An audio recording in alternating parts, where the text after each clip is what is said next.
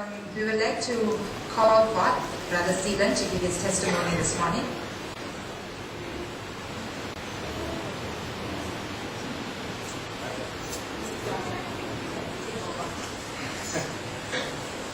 I greet you all in the wonderful name of Jesus.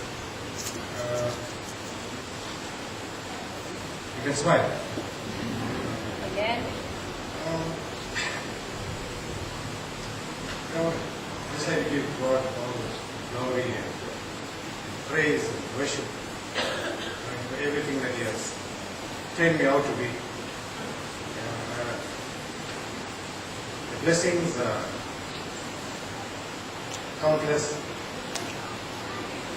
And if I look at my life previously, as a practicing Hindu, and I look at my life practicing Christian today, there's a vast difference.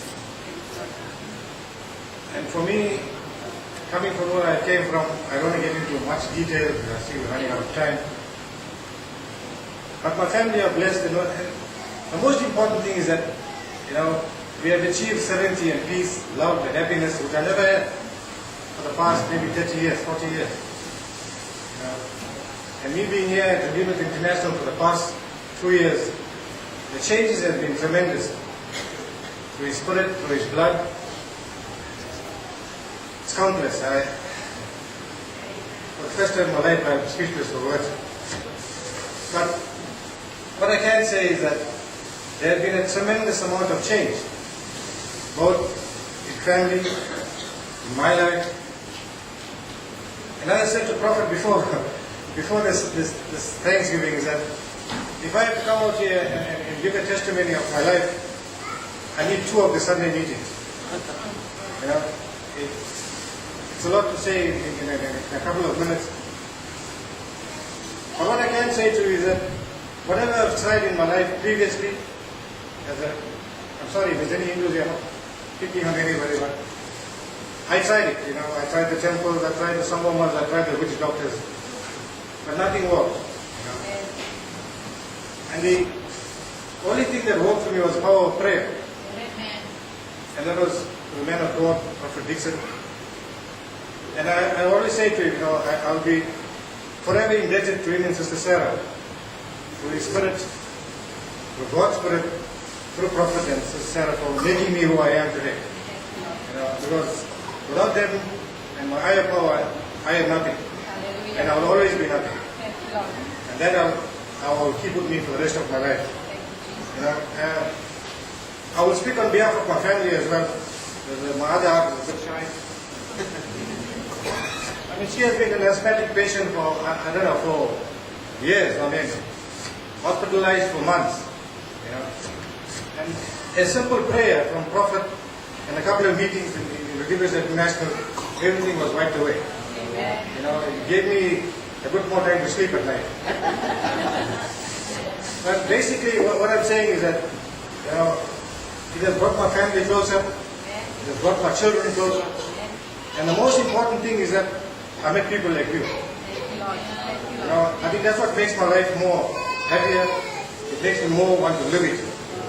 I didn't want to live life before. I tried in many ways to even end my life, put it that way. Because I felt like, I lost my responsibility as a parent. I lost my responsibility as a member of the community.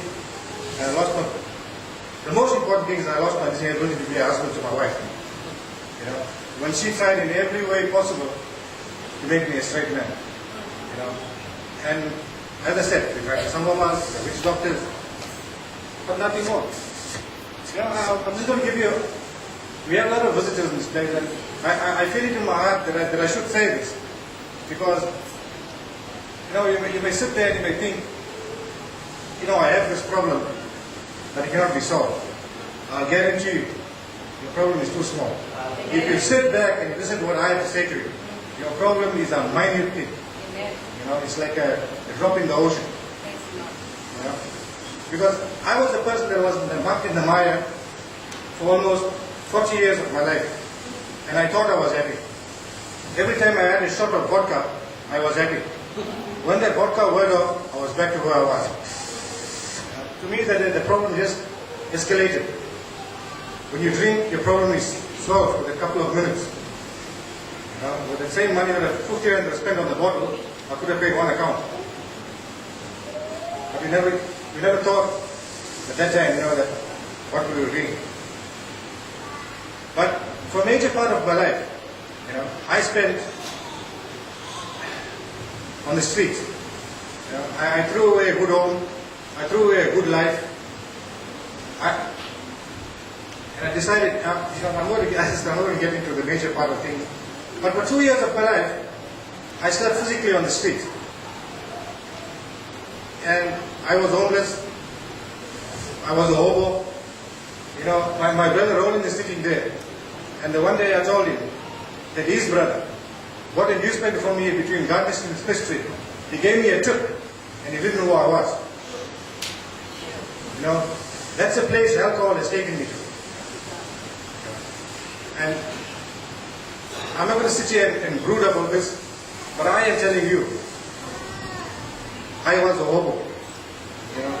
I lived on begging people on the streets just to go through my daily life.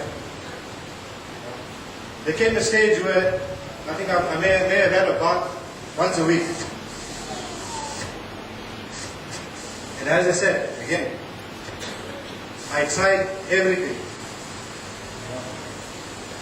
A long time ago, 1984, when I faced my metric, there was a poem by a poet called John Keats. And in that poem he said, "Full many a flowers are born to blush, but waste his sweetness was upon the desert air." And I stand back and I think today, I was that flower. Because who admires a beautiful flower in the desert?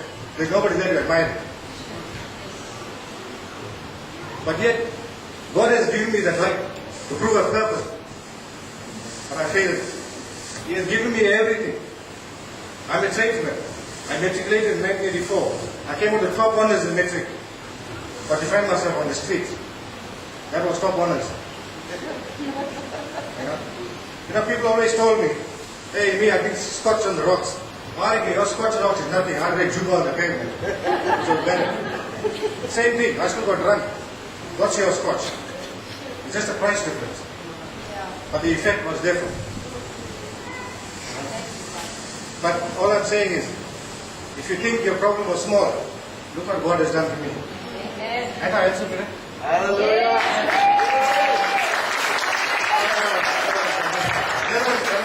Another joke.